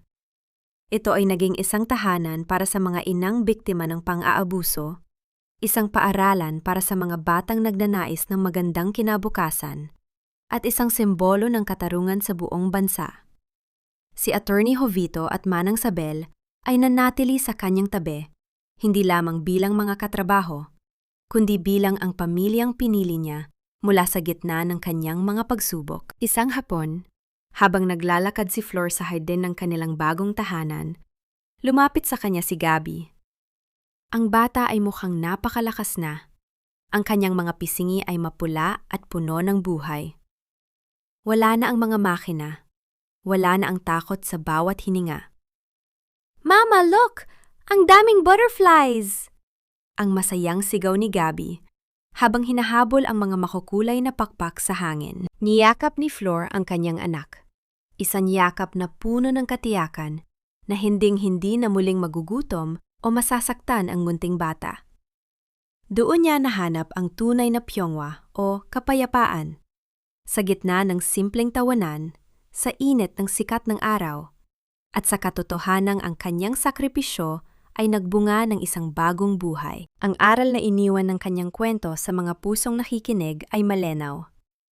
Ang tunay na utang na loob ay hindi ibinibigay sa mga taong gumagamit nito para ikaw ay ikulong, kundi sa sarili at sa mga taong tunay na nagmamahal sa iyo. Ang pagiging martyr ay may hangganan. Ang pagmamahal sa iba ay dapat laging nagsisimula sa paggalang sa sariling halaga. Dahil ang isang reyna, gaano man siya ilubog sa putik, ay laging makahahanap ng paraan upang muling isilang mula sa kanyang sariling lakas. Ang huling sulyap ni Flor sa paglubog ng araw ay puno ng pasasalamat. Ang dilim ay lumipas na at sa bawat bukas na darating, siya ay haharap ng may taas puno ng danggal, at may pusong marunong ng lumipad ng malaya. Ang bawat alon na humahalik sa dalampasigan ng Maynila ay tila isang banayad na paalam sa lahat ng hapti ng kahapon. Isang pangakong ang bawat paglubog ng araw ay hudyat lamang ng isang mas maliwanag na bukas. Sa wakas, ang reynang binaliwala ay nakahanap na ng kanyang sariling payapang dalampasigan. Mga mahal kong tagapakinig, maraming salamat sa inyong pagtitiyaga at pagsama sa akin sa mahabang landas na tinahak ni Flordeliza. Habang binubuo ko ang bawat salita sa kwentong ito, lalo na sa bahaging tumatakbo si Flor sa gitna ng ulan habang karga ang kanyang may sakit na anak at tinatanggihan ng ospital, hindi ko rin napigil ang manghina at lumuha. Ang bawat linyang isinulat ko ay hango sa mga totoong hibla ng buhay. Mga kwento ng pagsasakripisyo, pagtataksil, at ang hindi matatawarang lakas ng isang ina na madalas nating makita sa ating paligid. Ngunit hindi natin nabibigyan ng boses. Ang buhay ay tila ang bulaklak na Flordeliza. Kailangan itong dumaan sa matinding init at unos bago ito tuluyang mamukadkad at ipakita ang kanyang tunay na ganda. Huwag nating hayaan na ang susi ng ating kaligayahan ay manatili sa kamay ng ibang tao. Dahil gaya ni Flor, tayo mismo ang dapat humanap ng daan patungo sa ating sariling katarungan at kapayapaan. Sa inyong palagay, tama ba ang ginawang pagpaparaya at pananahimik ni Flor sa simula? O dapat ba ay lumaban na siya noong una pa lang? Nais ko ring malaman, nasaan kayo habang pinakikinggan ang huling bahagi ng kwentong ito? Kayo ba ay nagluluto para sa pamilya? Nagpapahinga matapos ang isang mahabang araw?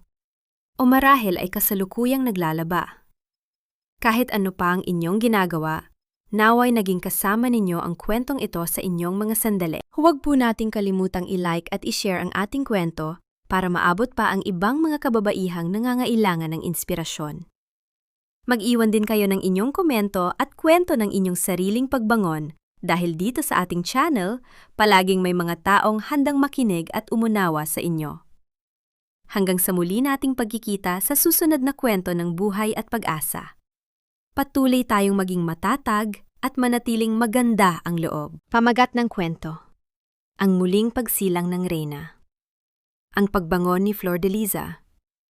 Paunawa.